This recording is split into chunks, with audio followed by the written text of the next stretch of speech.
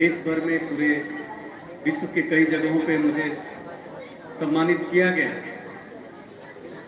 वो केवल और केवल प्रभु राम की कृपा थी, क्योंकि कोई भी कलाकार किसी देवी देवता को नहीं बना सकता। देवता व्यक्ति को बनाता है, व्यक्ति किसी देवता को नहीं बना सकता। केवल उसकी प्रेरणा से ही वो करा सकते हैं, वो बनवा सकते हैं, हम केवल माध्यम होते हैं। आज अभी हमारे बीच में डॉक्टर आर.एन. विश्वकर्मा जी बैठे हुए हैं। वो पूछ रहे थे कि अयोध्या में राम जी की मूर्ति काली क्यों है।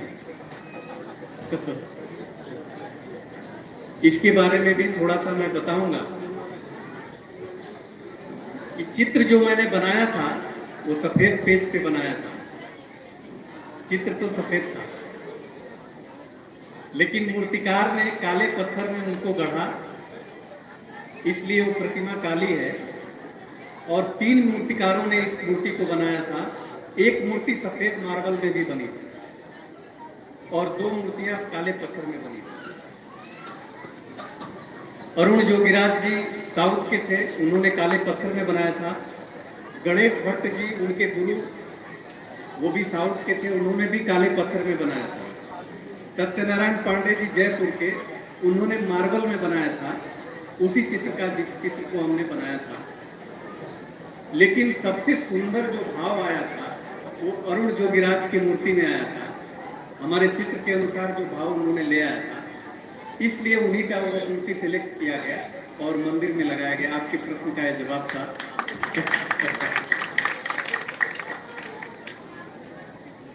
पूरे देश भर से कुल 82 चित्र मंगाए गए थे प्रभु राम जी के चित्र बनाने के लिए, मूर्ति बनाने के लिए। और वो मुझे जानते थे कि बचपन से ये देवी देवताओं का ही चित्र बनाता है, राम का चित्र अधिक बनाता है। तो उन्होंने माननीय नृपेंद्र मिश्रा जी, जो इस पूरे अयोध्या के मूर्ति निर्माण समिति के अध्यक्ष भी थे, और माननीय चंपत राय जी जो सचिव हैं राम जन्मभूमि ट्रस्ट के, उन दोनों लोगों ने फोन किया कि सच्चिदानंद जी ने आपका नाम दिया है। कुल 82 चित्र आए हैं, लेकिन कमेटी ने कोई चित्र अभी फाइनल नहीं किया है। उत्तर प्रदेश से यदि आप कोई चित्र राम का बनाते हैं तो हम लोग निर्णय लेंगे बाद में, लेकिन आप यदि चित्र बना के देते हैं तो मुझे लगता है कि उसी चित्र के बाद कोई फाइनल निर्णय होगा। लेकिन जब उन्होंने राम के चित्र का वर्णन किया तो मेरे सिर से ऊपर सब चीजें चली गई। उन्होंने कहा कि भगवान राम 5 वर्ष की उम्र के होने चाहिए, और उस 5 वर्ष के बालक में एक सुलभ जो मुस्कान होता है, निश्चल मुस्कान होता है बच्चों का, वो दिखना चाहिए। राम देवता हो गए, इसलिए देवत्व का भाव भी दिखना चाहिए। राम मर्यादा पुरुषोत्तम हुए, इसलिए मर्यादा पुरुषोत्तम का भी भाव दिखना चाहिए। राम इस पूरे विश्व के सभी लोगों का नेतृत्व किए, इसलिए उनके अंदर नेतृत्व का भी भाव दिखना चाहिए। राजा हुए, इसलिए राजा का भी भाव दिखना चाहिए। ये सब कुछ मेरे सिर से ऊपर जा रहा है कि एक 5 वर्ष के बालक में, आप सब सामने बैठे हैं, कोई 5 वर्ष का भी बालक है, कोई 10 वर्ष का है। ये सारे चीज कैसे लाए जा सकते हैं, ये बहुत ही कठिन है एक कलाकार के लिए। शायद इसीलिए 82 चित्रकार जब चित्र बना के भेजे होंगे तो कमेटी ने उसको इनकार कर दिया होगा, क्योंकि देवता को गढ़ना तो बड़ी मुश्किल बात है, और एक आम मनुष्य देवता का चित्र बनाए ये भी बहुत कठिन बात है। वो तो जन मानस का श्रद्धा होता है कि किसी भी पत्थर को देवता बना दे, लेकिन वो केवल शिवलिंग नहीं बनाना था, उसमें चेहरा गढ़ना था। मैं हर दिन ईश्वर की प्रार्थना की, भगवान राम की प्रार्थना की कि प्रभु मेरे बस की बात नहीं है आपका चित्र बनाना। यदि आप अपने से किसी दिन बन जाइएगा तो प्रेरणा दीजिएगा। एक दिन सुबह मैं बैठा और मेरे जीवन का वो सबसे आश्चर्यजनक पल था। मैं चित्र बनाता हूं तो मिटाता जरूर हूं, कभी गलती हो जाती है, लेकिन वो चित्र बनाते समय मुझे मिटाने की आवश्यकता नहीं पड़ी और पेंसिल मेरी चलती गई और 2 घंटे में चित्र बन गया। ये केवल ईश्वर की प्रेरणा ही करा सकती थी। और चित्र देखने के बाद मुझे पता चला कि ये कैसे बन गया। और जब मैं चित्र का फोटो खींच करके कमेटी को भेजता हूं तो वहां आदरणीय गोविंद देव गिरी जी महाराज थे, उन्हीं को पहले दिखाया जाता था चित्र। उन्होंने देखा, फिर चंपत राय जी ने फोन किया कि सुनील जी, कमेटी ने आपके चित्र पर सहमति जताई है। अभी कहा कि केवल सहमति जताई, लेकिन आपका ओरिजिनल चित्र लेके आना है। उन्होंने फ्लाइट का टिकट कराया। 3 मूर्ति भवन के सामने वो प्रधानमंत्री म्यूजियम है, उसी की लाइब्रेरी में मीटिंग था। उसमें 8-10 लोग बैठे थे। माननीय गोविंद देव गिरी महाराज थे, चंपत राय जी थे, सच्चिदानंद जी थे, नृपेंद्र मिश्रा जी थे।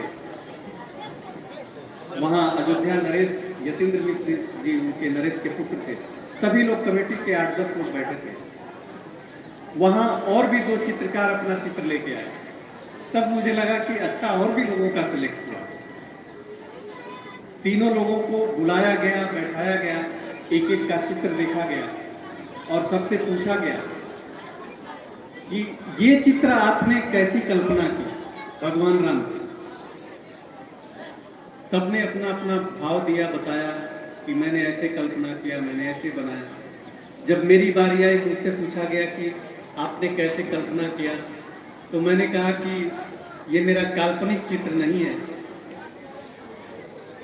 कल्पना से कोई भी चित्र मैं बना नहीं सकता हूं किसी देवी देवता का। ये चित्र भाव से बनाए जाते हैं। मेरे भावना का चित्र है, ये भाव चित्र है। और राम भी काल्पनिक नहीं थे, इसलिए उनकी कल्पना नहीं की। वो तो सब जन जन के हृदय में व्याप्त है। और जैसी मूर्त मेरे हृदय में व्याप्त हुई, उनकी प्रेरणा से जो बना, वही वो भाव चित्र है। और मैं कुछ नहीं इस चित्र के बारे में बता सकता हूं। आप लोग के सामने चित्र समर्पित है। उसके बाद तीनों चित्रकारों को बाहर बैठाया गया। फिर थोड़ी देर बाद चंपत राय जी निकलते हैं 3 लिफाफे लेकर के, और 11-11 हजार रुपए से तीनों को दिया गया। बोले कि ये ईश्वरीय चित्र बनाने के लिए ऑनरेरियम नहीं दिया जाता है, पुरस्कार है, आप लोग लीजिए। 2 चित्रकारों को कहा गया कि आप लोग जा सकते हैं। मुझे उन्होंने कहा कि आप कब रुकेंगे, तो मुझे समझ में नहीं आया कि मुझे क्यों रोक लिया। तो दूसरे दिन गया तो वहां 5 मूर्तिकार आए हुए थे और दूसरे दिन बताया कि सुनील जी, आपका चित्र सिलेक्ट हुआ है मूर्ति बनाने के लिए,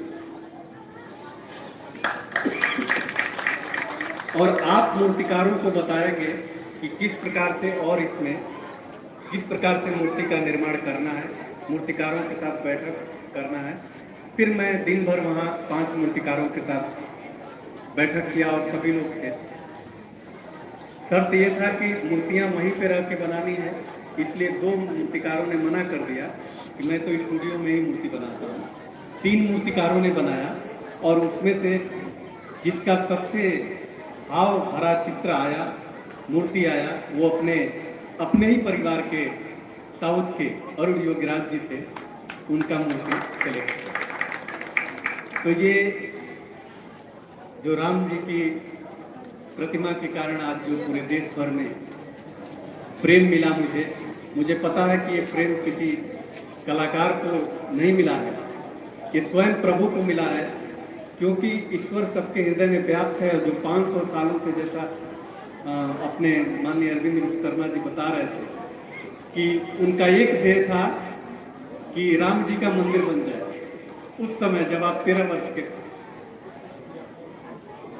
तो उस समय से लोग प्रतीक्षा कर रहे थे, उससे पहले से भी 500 सालों से प्रतीक्षा कर रहे थे। उस प्रतीक्षा के कारण एक अदने से कलाकार को प्रेम मिला है। और आज उत्तर प्रदेश सरकार ने भी मुझे एक पद प्रतिष्ठा दिया है।